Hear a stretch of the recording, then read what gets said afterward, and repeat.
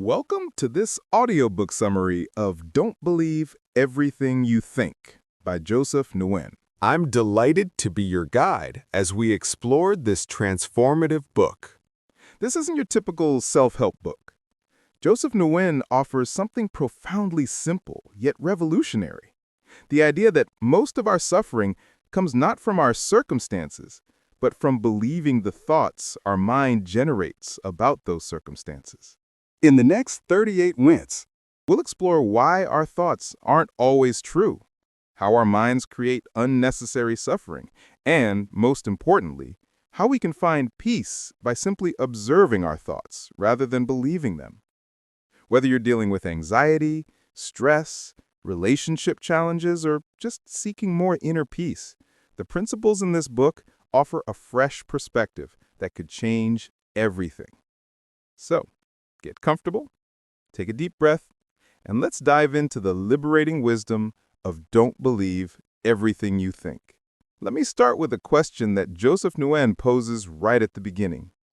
What if I told you that you're only ever one thought away from peace? Sounds too simple, right? Maybe even impossible. But stick with me here. Nguyen opens the book with a powerful premise. All psychological and emotional suffering is created by our thoughts, not by our circumstances. Now, before you dismiss this as oversimplified positive thinking, let's really examine what this means. Think about it this way. Imagine two people stuck in the same traffic jam. One person is gripping the steering wheel, face red with anger, heart racing, convinced their entire day is ruined. The other person? They're calmly listening to music, maybe even grateful for a few unexpected minutes to themselves. Same situation, completely different experiences. The difference? Their thoughts about the situation. The traffic jam itself isn't creating suffering. It's neutral. It's just cars moving slowly.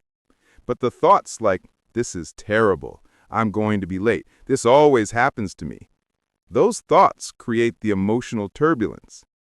And here's where Nguyen gets really interesting. He explains that we've been conditioned to believe that our thinking is helpful, that it's solving problems and keeping us safe. And sometimes it does.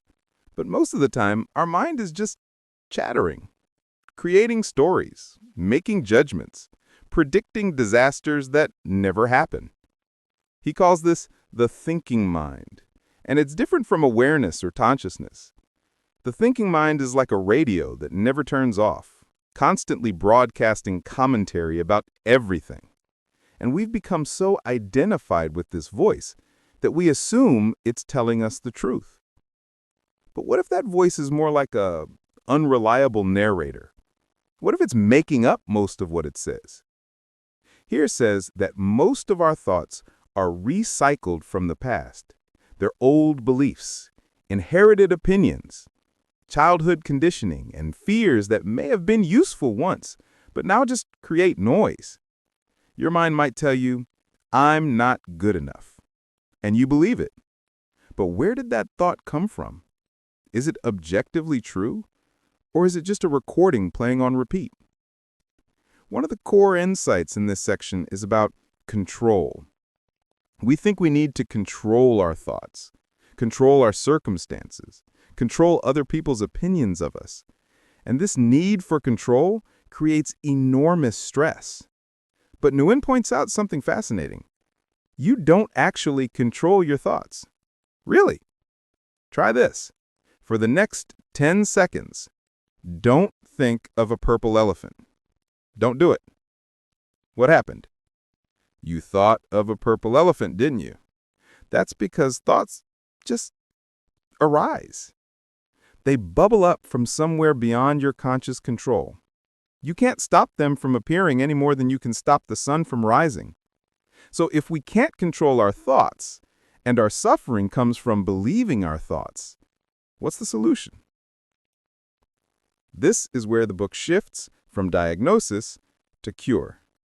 And the cure is beautifully simple. Instead of believing your thoughts, just observe them. Think of your mind like a movie screen. Thoughts are like images projected on that screen.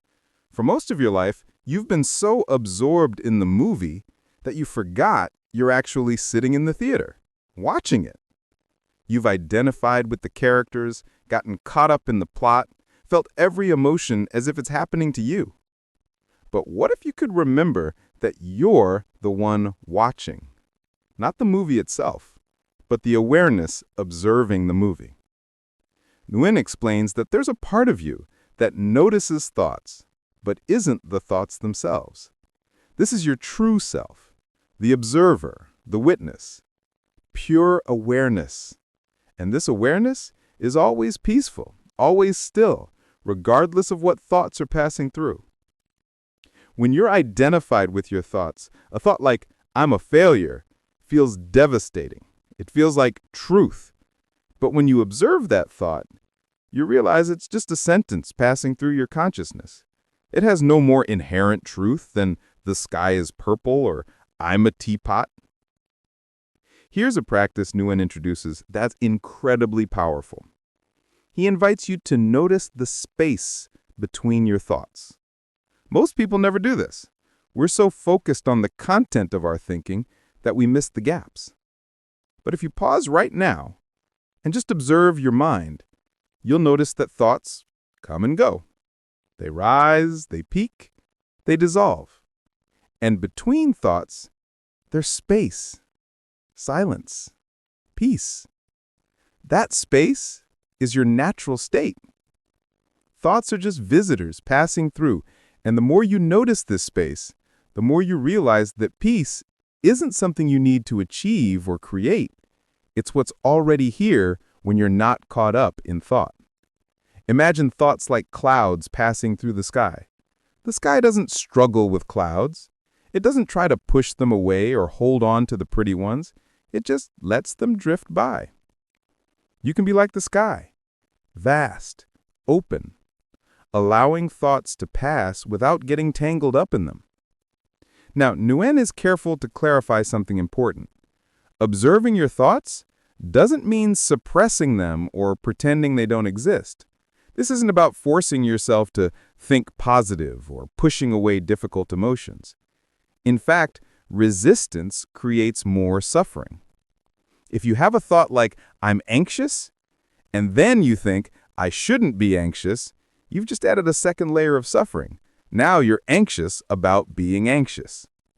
Instead, Nguyen teaches a different approach. Allow the thought or feeling to be there, but don't believe the story it's telling you. Notice it like you'd notice a bird flying past your window. Oh, there's an anxious thought. That's it. No judgment, no resistance, just observation. When you do this, something remarkable happens. The thought loses its power. It's like looking at a scary movie with the lights on. You can see it's just special effects and acting. The monster isn't real. Nguyen dedicates a significant portion of the book to discussing the present moment and why it's the only place where real peace exists. Think about it. When are you actually suffering? It's almost always when you're thinking about the past or the future.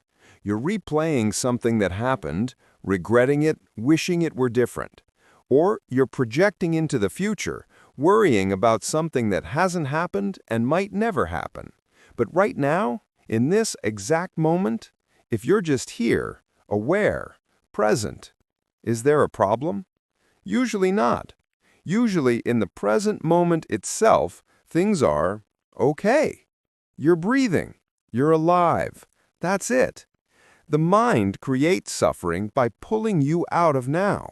It says, "But what about tomorrow?" Or, "Remember that terrible thing from last year?"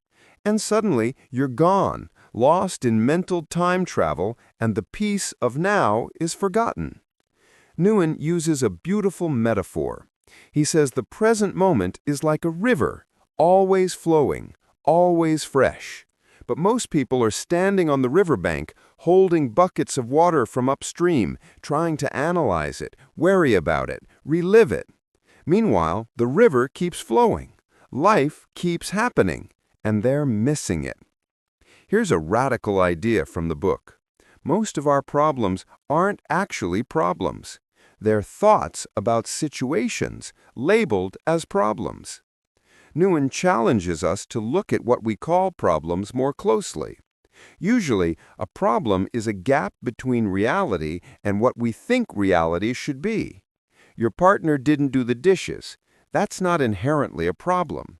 It becomes a problem when you think they should have done the dishes, or this means they don't respect me. The situation is neutral. Your thought about the situation creates the problem. Now, Nguyen isn't saying that practical challenges don't exist. If your car breaks down, you need to address it. But notice the difference between taking practical action and creating psychological suffering. You can call a mechanic without the mental drama of, "This is terrible. Why does this always happen to me? My life is falling apart." The car is just broken. That's a fact. Everything else is story. This section of the book might challenge some deeply held beliefs. Nguyen argues that external circumstances, money, relationships, career success, physical appearance, have almost nothing to do with your inner peace. Wait, you might be thinking, that can't be true. Surely having more money would make me happier. Surely finding love would solve my problems. But Nguyen points to countless examples of wealthy, successful, beautiful people who are miserable, and people with very little who radiate peace. Why? Because happiness isn't in the circumstances. It's in the relationship you have with your thoughts about circumstances. He shares a powerful insight. You're not chasing external things because they'll make you happy. You're chasing them because you believe that when you get them, you'll finally stop thinking the painful thoughts you're thinking now. You think, when I have more money, I'll stop thinking I'm not good enough. But that's backwards. The thoughts about not being good enough exist now, regardless of your bank account. And they'll exist later too, unless you address the real issue, your belief in those thoughts. The good news? You don't have to wait for circumstances to change to find peace. You can find it right now by simply not believing the thoughts that tell you you're not okay as you are. So how does this actually work in real life? Let's get practical. Nguyen walks us through how to apply these principles when you're feeling genuinely bad. Let's say you're feeling anxious. The old approach might be to try to fix the anxiety, to think your way out of it, to figure out why you're anxious and solve it. But this usually just creates more thought, more analysis, and more anxiety. Nguyen's approach is different. First, acknowledge the feeling. I'm noticing anxiety right now. That's it. You're not the anxiety, you're the one noticing it. This simple shift creates space. Second, notice what thoughts are accompanying the anxiety. Usually there's a story running. Something bad is going to happen. I can't handle this. What if I fail? These thoughts are fueling the anxiety. And finally, bring your attention to the present moment. What's actually happening right now? You're breathing.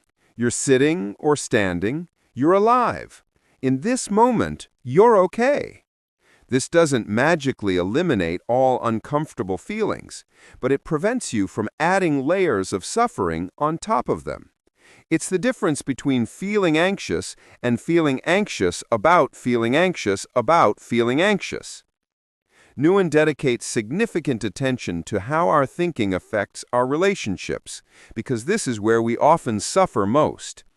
Think about the last argument you had with someone. What was really happening?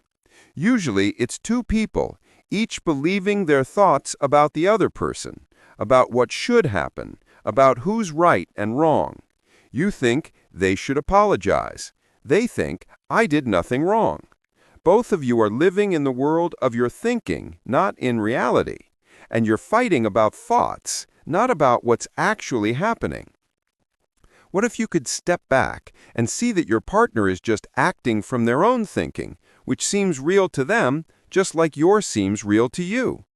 What if you didn't take their behavior as a statement about your worth? Nguyen suggests that most relationship suffering comes from believing thoughts like, they don't love me enough, they should know what I need, or if they really cared, they would. But what if you loved someone without all that thought-based suffering? What if you could see them clearly, without the filter of your judgments and expectations? That's when real intimacy becomes possible. Many people create suffering around their career or life purpose. I should be further along by now. I'm wasting my life. I need to find my passion. But Nguyen points out that these thoughts create a feeling that something is wrong with your life, which makes it very difficult to take clear, inspired action. You're too busy suffering about where you're not to see where you are and what's possible from here. When you're not caught up in thought about your career, you can see more clearly. What actually interests you? What feels good to do? What serves others?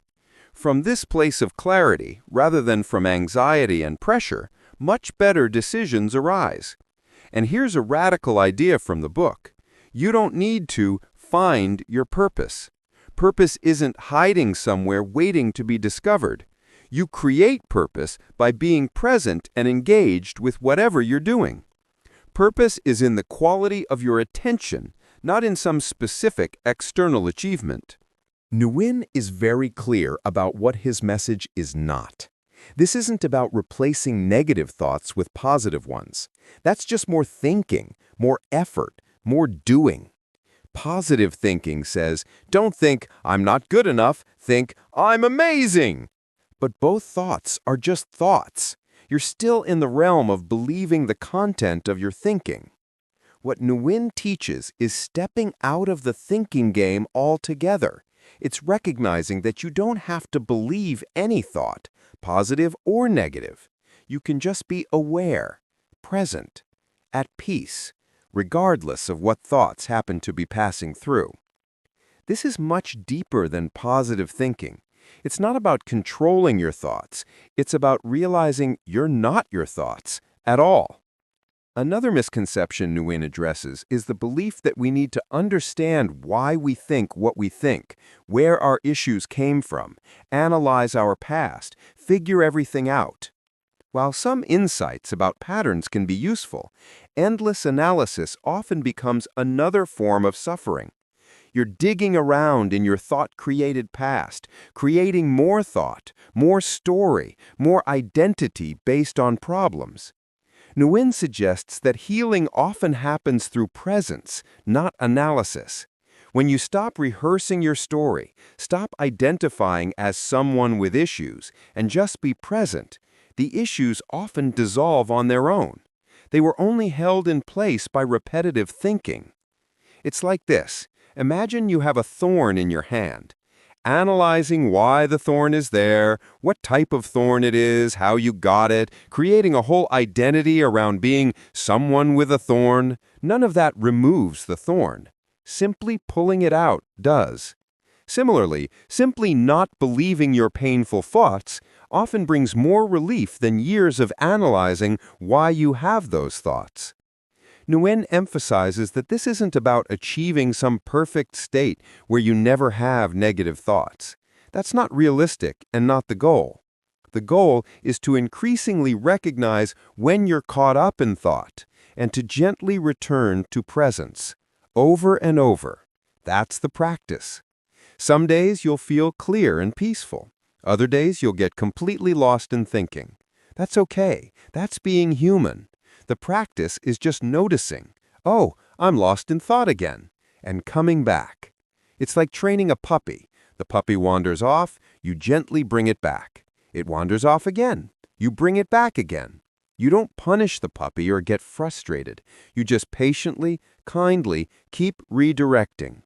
That's how you work with your mind, with patience, with kindness, without making it another thing to get right or fail at. Who are you without your thoughts? This might be the most profound question in the book. Nguyen invites you to consider, if you're not your thoughts, then who are you? Most of us have built our entire identity from thought. I'm successful. I'm anxious. I'm a good person. I'm not enough. These are all thoughts, labels, concepts. They're not what you actually are. So what are you? Nguyen suggests that at the deepest level, you are simply awareness, consciousness, the space in which all experience happens. You're not the content of consciousness, you're consciousness itself. This might sound abstract, but it has radical implications. If you're awareness, then you can't actually be damaged. Awareness doesn't have problems. It doesn't need to improve itself. It just is. All the stories about yourself, all the identities you've constructed, all the wounds you carry, they exist as thoughts. And thoughts are just temporary appearances in the vastness of what you are. This doesn't mean your human experience doesn't matter. It just means you're not limited to the small, thought-based identity you've been assuming is you. Here's a brilliant reframe that Nguyen offers. Suffering isn't a problem to fix. It's a signal. It's like a notification from your system telling you, hey, you're believing your thoughts right now. Every time you suffer, it's because you've forgotten that thoughts aren't reality. You've mistaken the map for the territory, the menu for the meal. The suffering is actually a gift, pointing you back to presence, back to truth. Think of it like a smoke alarm. When it goes off, you don't get mad at the alarm. You're grateful it alerted you to the smoke. Similarly, when you feel bad, you don't have to make it wrong. You can just recognize, I'm caught in thought, and shift your attention back to presence. This transforms your relationship with difficult emotions. They're no longer enemies to battle. They're helpful indicators showing you when you've drifted from truth. The ripple effect. Nguyen discusses how this understanding affects not just you, but everyone around you. When you're not lost in your own thought-created suffering, you show up differently in the world. You're more present with people. You listen better because you're not planning what you'll say next. You're more patient because you're not bringing past resentments or future anxieties into this moment. You become a source of calm rather than spreading your stress. People feel it. They might not know why, but they feel more relaxed around you. And perhaps most importantly, you stop trying to control other people. You realize that everyone is doing the best they can with the level of consciousness they have. You develop natural compassion because you see that when people act badly, they're trapped in their own thinking, suffering themselves. You can't control others, but you can be a living example of another way. That's how real change happens, not through preaching, but through being. Nguyen describes a shift that happens when this understanding really lands. It's not dramatic, there's no lightning bolt, but gradually you notice you're suffering less. Not because your life is perfect, not because you've gotten everything you wanted, but because you're not believing every thought that passes through your mind. You might still feel sad, but you're not suffering about feeling sad. You might feel fear, but you're not creating catastrophic stories about the fear. You might feel angry, but the anger moves through and dissolves instead of festering. You become more flexible, more resilient, more alive, because you're not carrying the weight of believed thought everywhere you go. This doesn't mean you become passive or stop caring. Actually, the opposite happens. When you're not consumed by your personal thought drama, you have more energy for what actually matters. You can care about things without making yourself suffer over them. You can work toward goals without attaching your worth to achieving them. You can love people without needing them to complete you. You can experience life fully without needing it to be different than it is. Throughout the book, Nguyen keeps returning to the theme of simplicity. Peace isn't complicated. It doesn't require years of therapy, special techniques, perfect circumstances, or becoming enlightened. It simply requires recognizing the truth. Thoughts aren't facts. You are not your thoughts. And in this moment, without the overlay of thought, you're already okay. That's it. That's the whole message. Everything else in the book is just different ways of pointing to this same simple truth. When you forget, you suffer. When you remember, you're at peace. And life becomes the practice of remembering more often. Nguyen ends by acknowledging that reading or hearing about this understanding isn't the same as living it. It's pointing you to your own experience, your own direct recognition of truth. He encourages you to test these ideas in your own life.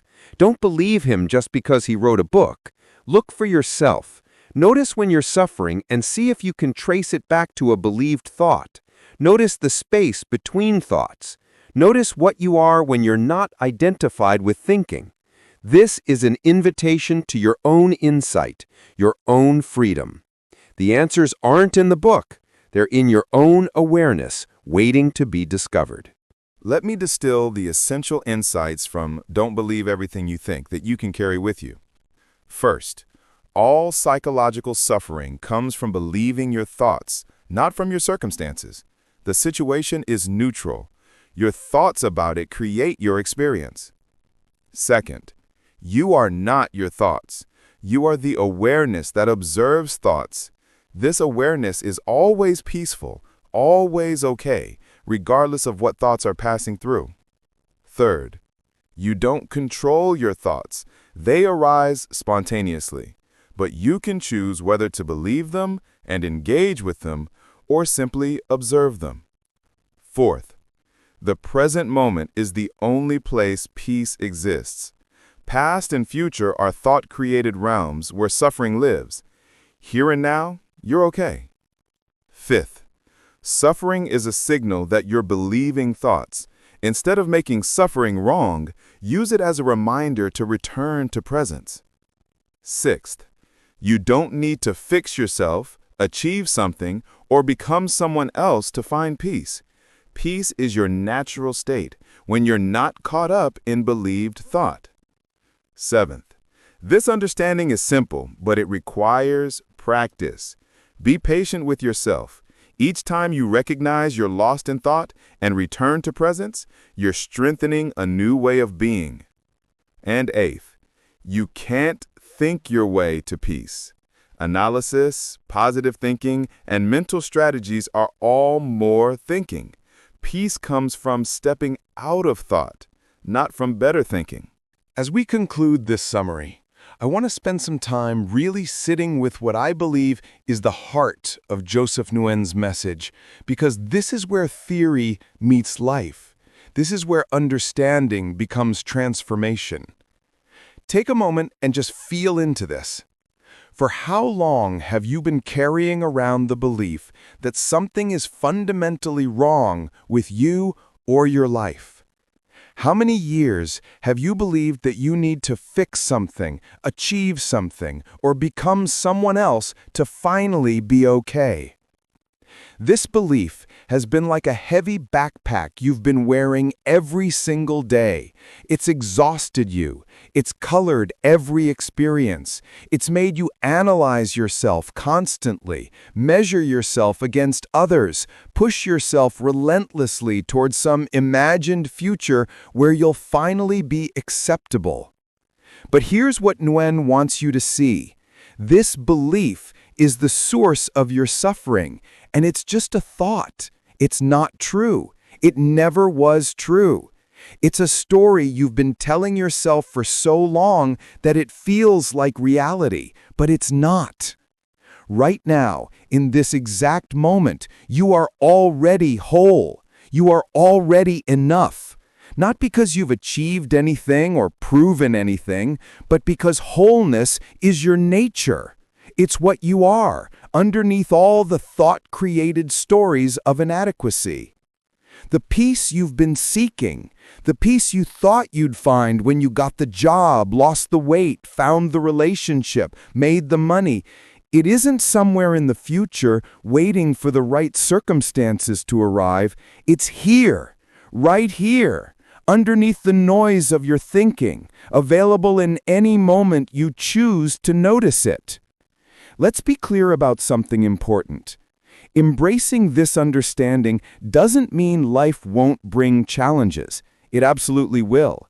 You'll still face difficulties, losses, disappointments, and pain. That's part of the human experience. But here's the crucial distinction that changes everything. Challenges and suffering are not the same thing. A challenge is a situation to navigate. Your car breaks down. That's a challenge. You need to arrange a repair, maybe a ride to work. It requires problem solving and practical action.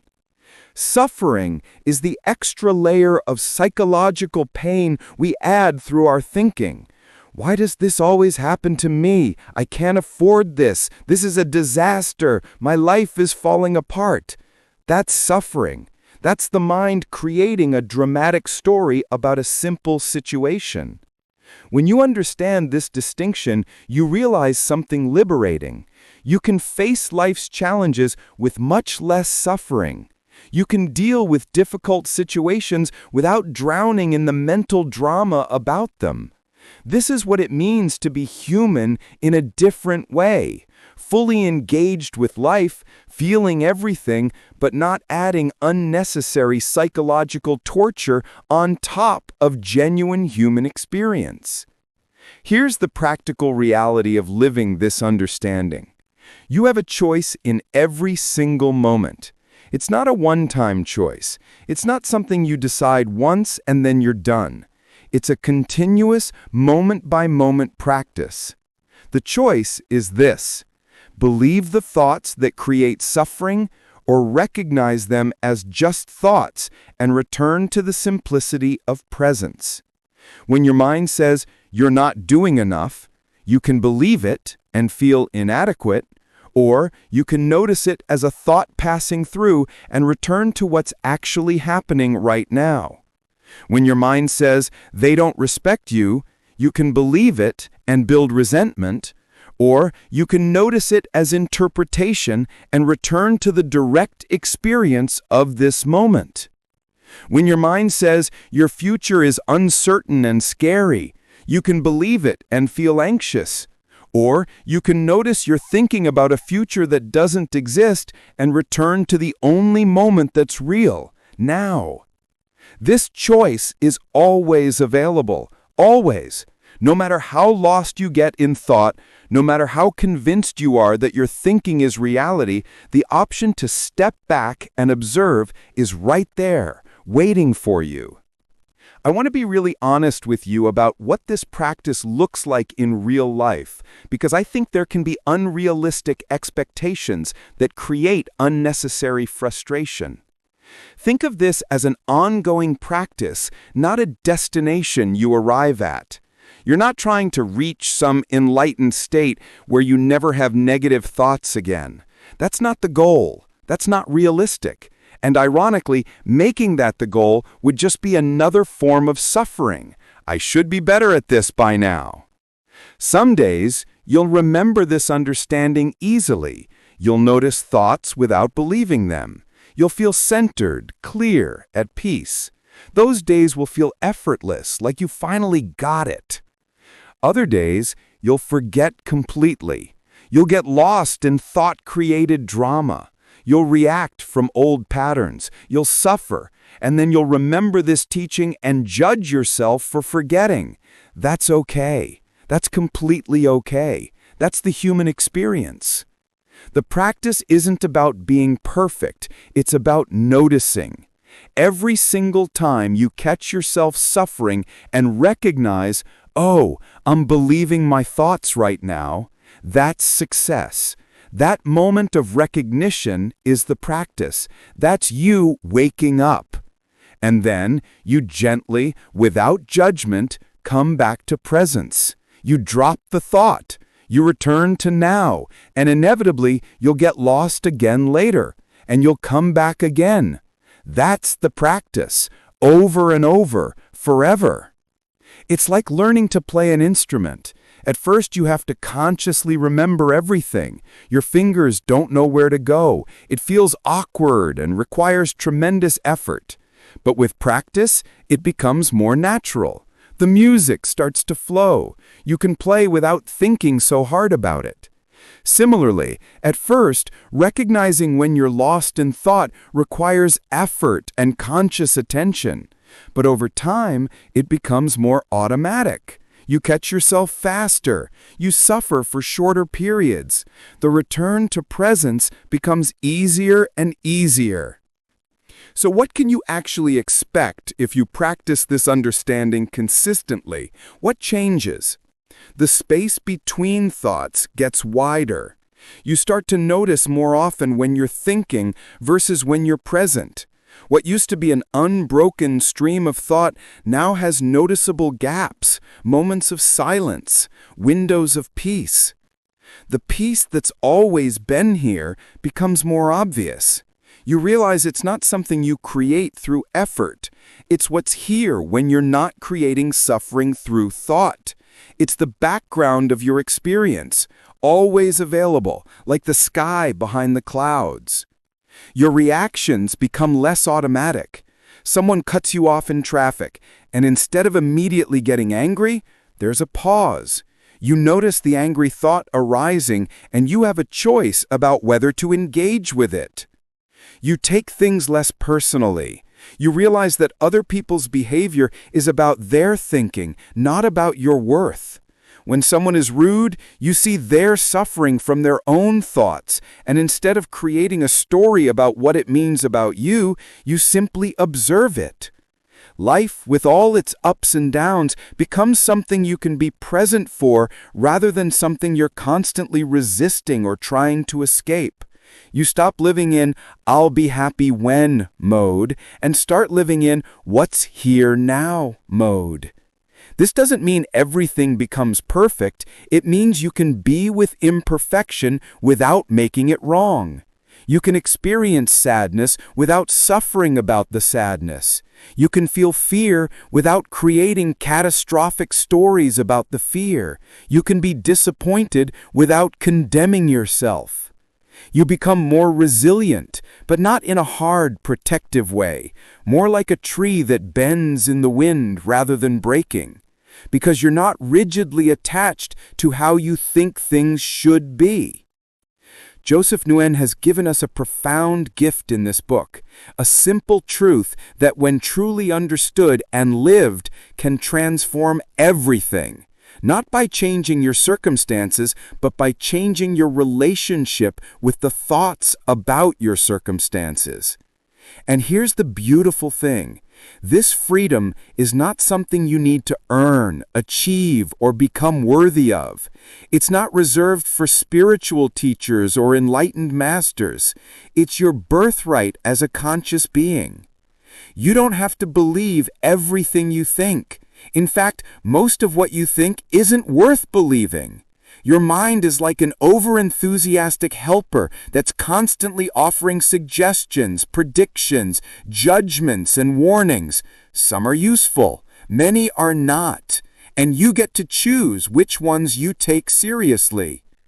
In the space where you're not believing your thoughts, that quiet space of simple awareness, you'll find something remarkable. You'll find yourself. Not the small thought-based self that's never enough and always worried, but the real